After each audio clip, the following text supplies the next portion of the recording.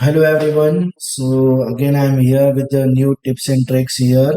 So basically today's trick is very simple like for example in google.com. Okay. If I type blink space html, so I'm typing only here blink space html, and then you have to just press enter. Okay.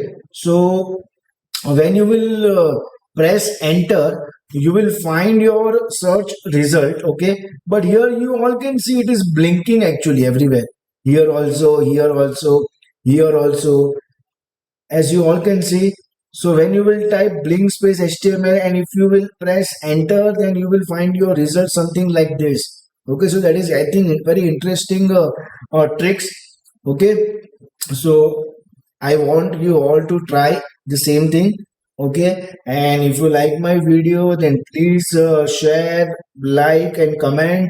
And also, do not forget to subscribe my YouTube channel, that is Study to Share. Okay, thank you, everyone.